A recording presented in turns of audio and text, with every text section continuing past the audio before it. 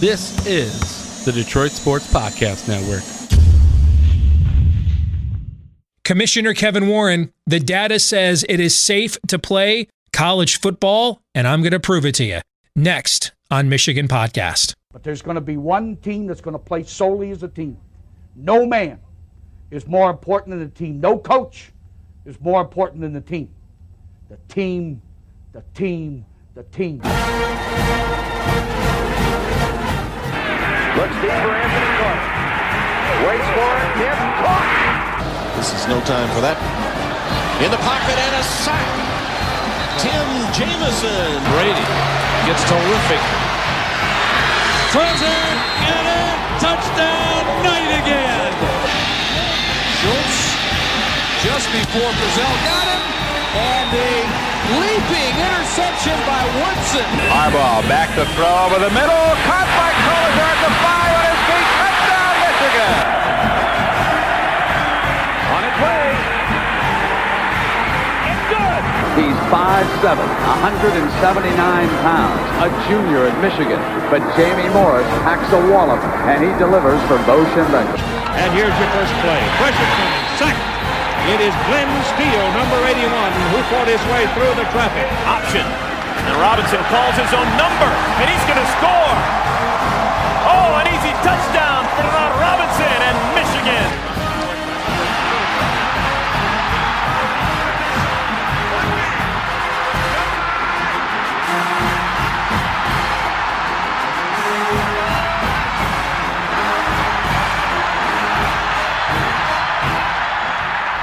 Win it. We're going to win the championship again because we're going to play as a team.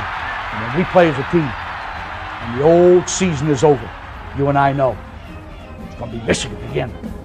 Michigan.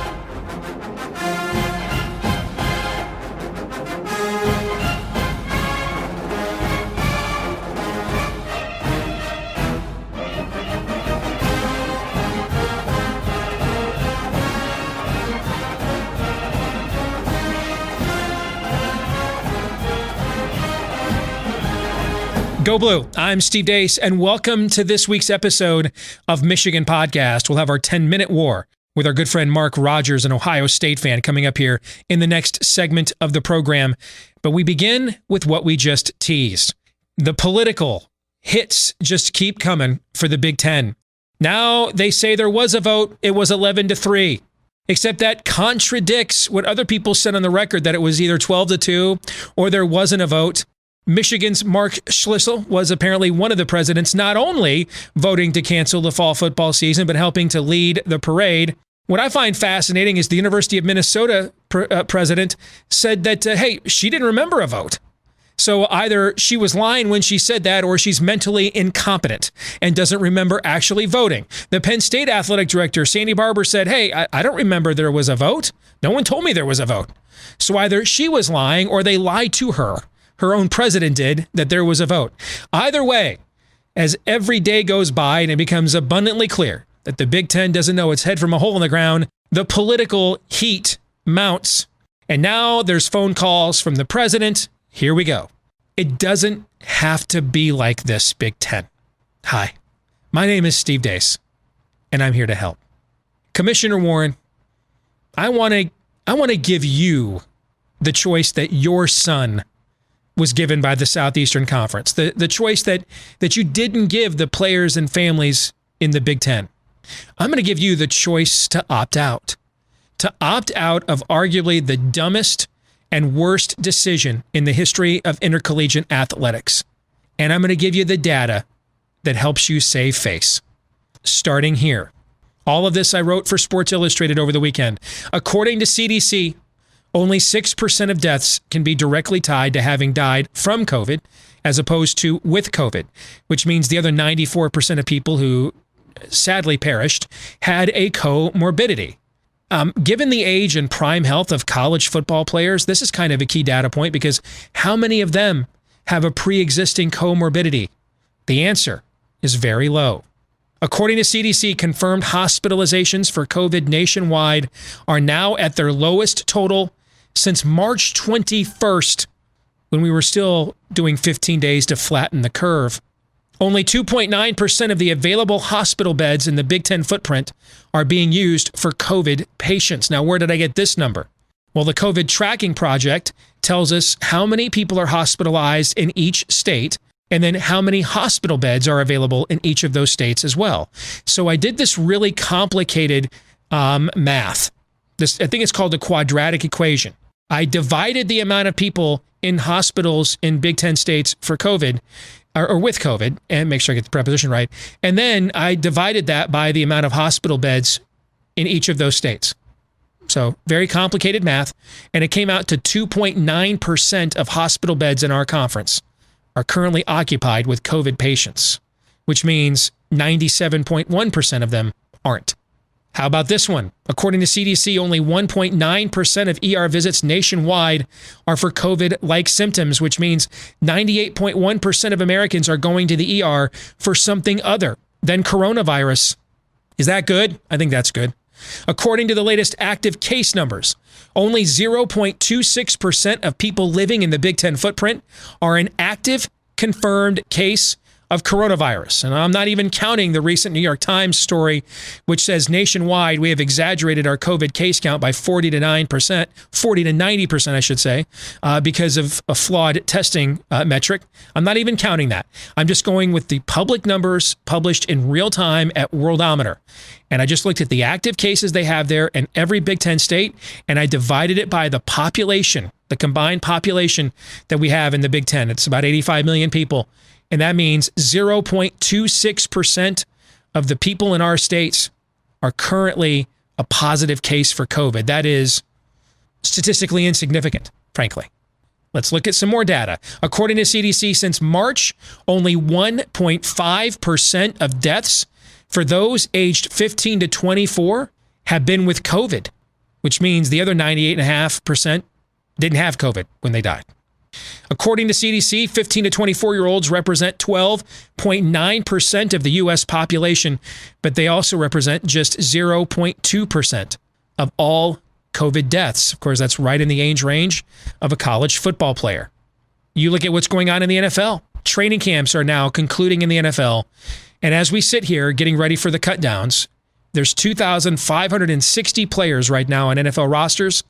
Only one of them is on the COVID reserve list. 1 out of 2,560. Not to mention these NFL teams, they are not operating in a singular bubble like they are in the NHL and the NBA. NFL teams have been conducting padded practices for weeks too, which means we have proof of concept in real time that our league here in the Big Ten can emulate and put into practice. A leading cardiologist at the University of Michigan cast doubt on the myocarditis concern when we talked to him at Wolverine Digest.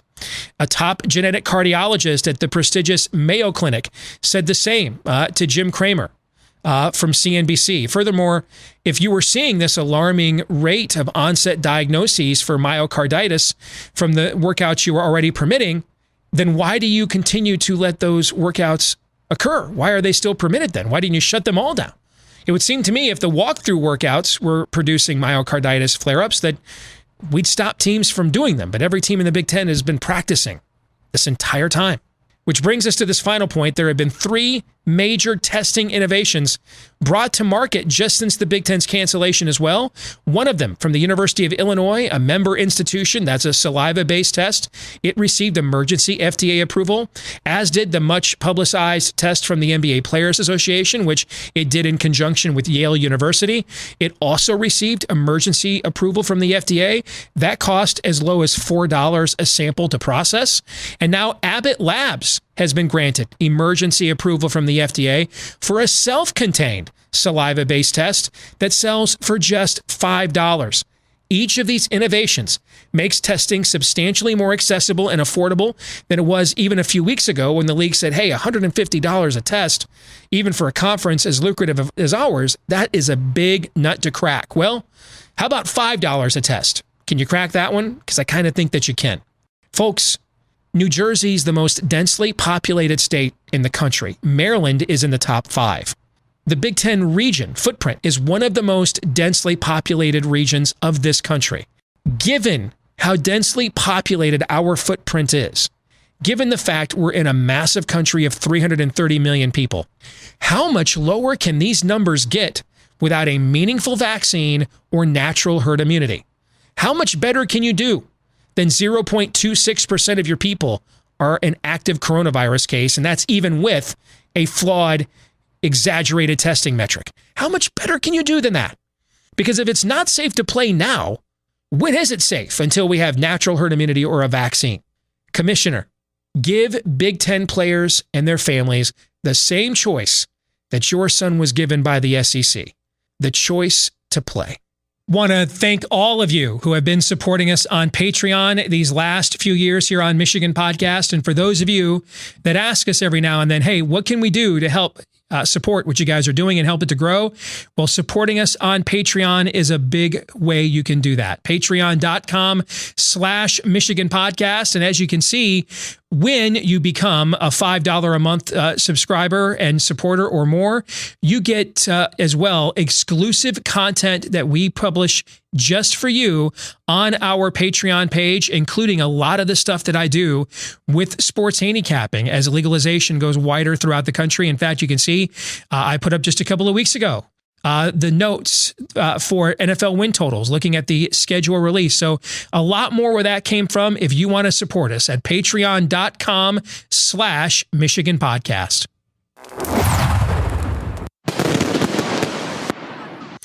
Back here with this week's edition of the 10-Minute War, our good friend and Ohio State fan, Mark Rogers, the voice of college football. He's got a phenomenal YouTube channel in his own right. Good to see you, brother. How are you?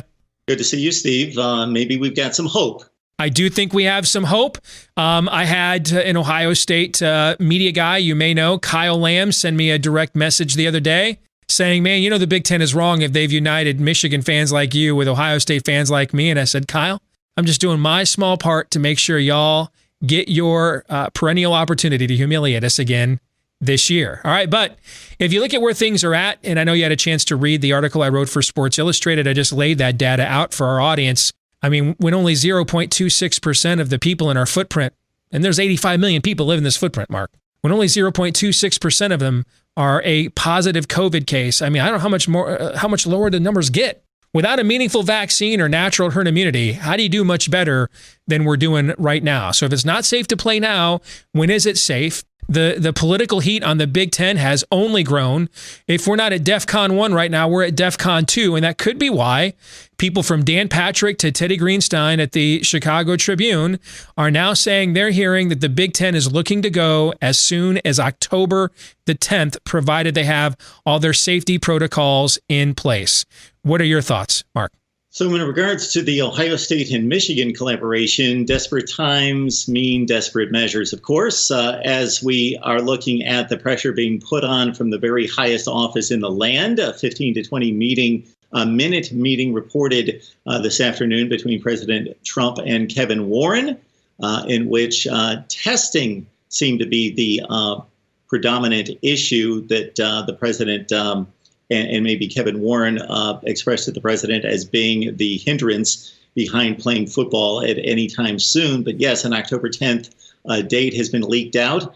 I set it up a couple of days ago that October 24th, in just eyeing the calendar, setting forth a reasonable calendar season for the Big Ten and playing 10 games, giving 2 bye weeks, one of those coming at the conclusion of the season for a team to prepare for the college football playoff. That October 24th would be the very last Saturday that the Big Ten could sync up with the other 3 conferences to compete for the college football playoff, with not a whole lot of room for canceled games. But October 10th would leave another 2 dates on the calendar, another 2 weeks to provide that flexibility. And this is good news for anybody who wants to see Big Ten football, of course. That this, and also just for the American way, that if you organize, if you unite in one voice and pull together and are perseverant and adamant, you can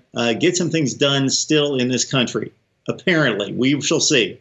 One of the things I heard from someone who works with a major television network, not the one you work with, another one, because I want to make sure I'm not doing a passive-aggressive way of saying, Mark is my source without outing him. No, this is a totally different source. It's not you.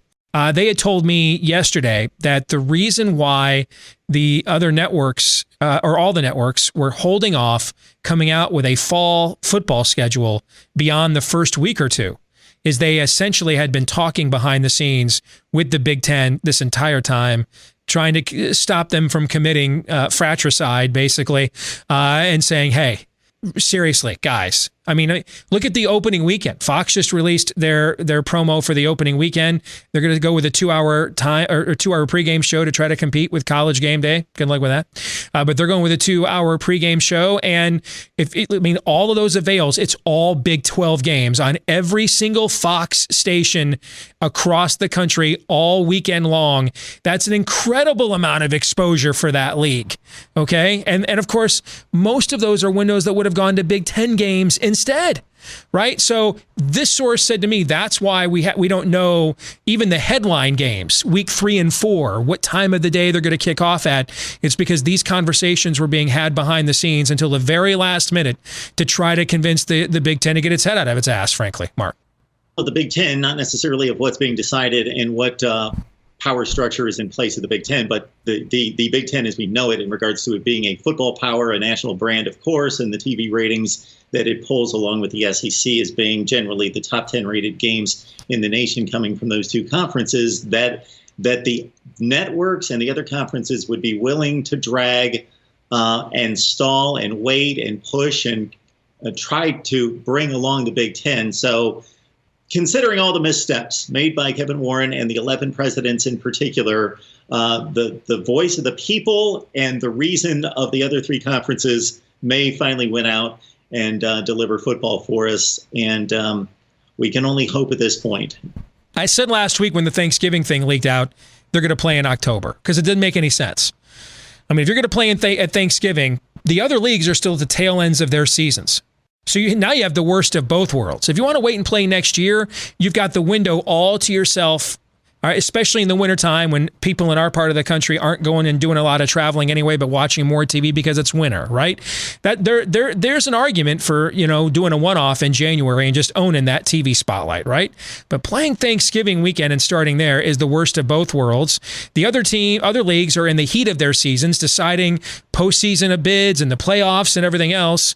And all you did was just tell your fans, hey, we just waited long enough so you wouldn't have a chance at the playoffs. You wouldn't have a chance to, for individual honors, awards, Heisman trophies. That was the worst of both worlds. It made no sense. If you're going to push into the fall, you might as well start in October and give yourselves a chance to go ahead and have somewhat of a normal season. And it appears that is where the momentum is heading.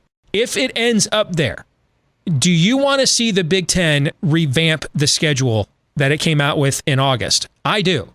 I like to see them say, you know what? We can have Ohio State and Michigan finish the season against each other now. All right, we're gonna scrap that entire thing. Here's the new official schedule for the Big Ten. What are your thoughts? Briefly back to the Thanksgiving weekend startup time. Just to extend on your point, I've been talking about it on my channel for the last few days, ever since it was rumored.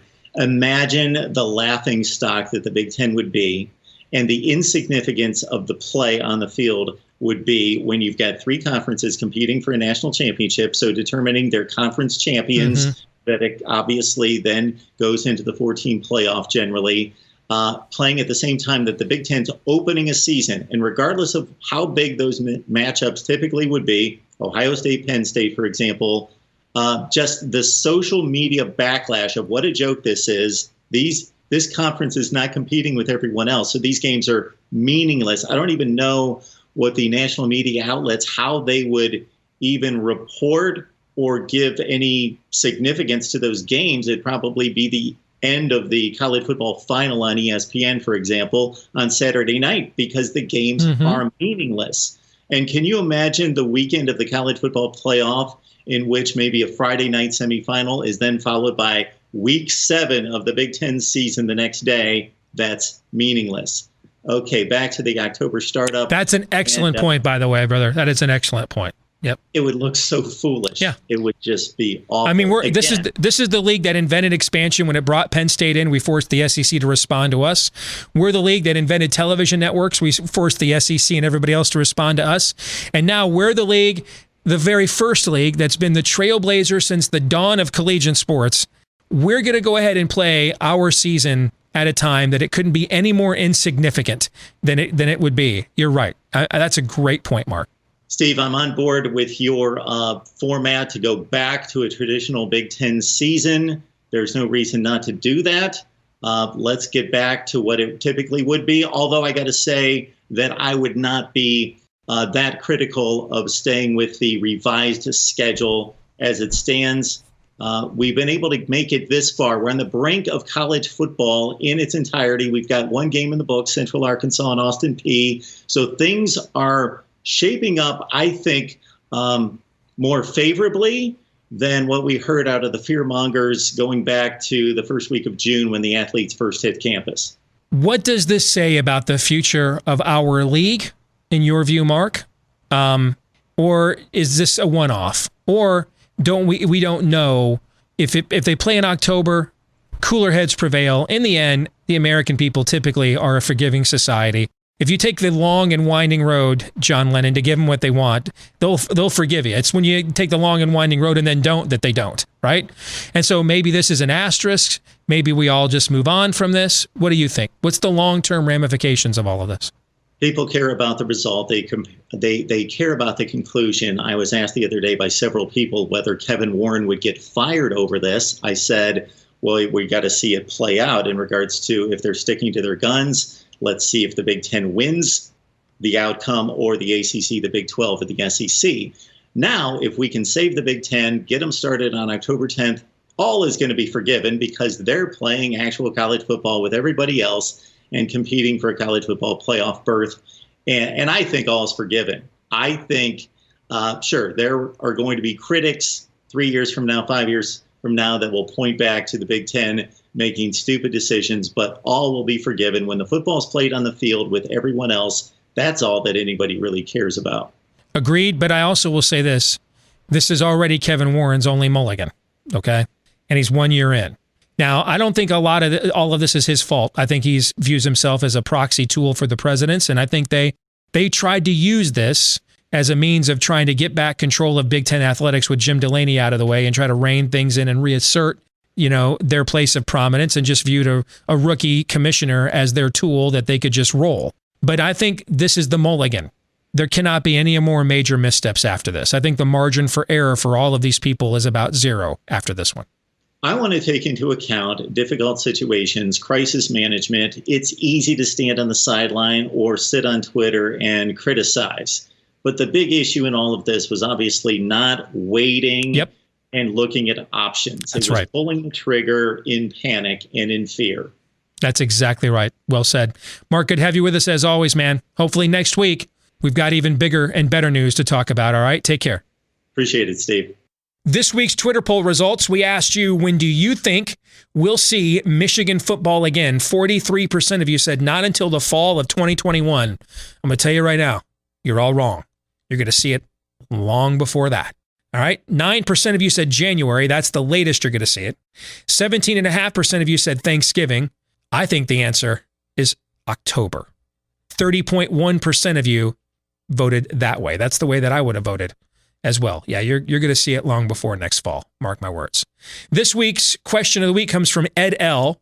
How much do you believe politics played into the Big Ten's decision, given that Kevin Warren went on the record with Yahoo Sports back in June that he wanted the Big Ten to sway the next presidential election? I think politics has played a huge role in this, but I don't think it's in the way that maybe most people think, given that it's a presidential election year. I don't know what Kevin Warren's personal politics are, although he kind of made them known to Yahoo, or at least hinted at that. And, there's all kinds of rumors out there that Governor Whitmer at Michigan is blocking this. And here's what I can tell you. The university presidents, particularly in our part of the country, in the Eastern time zone here, north of the Mason-Dixon line, are political animals. And if you go back to our footprint, and it just goes back to the old Northwest Ordinance, if I want to drop a historical nugget on you, a lot of our state universities view themselves in this part of the country as feeder systems for the Ivy League, or kind of Midwestern versions of the Ivy League.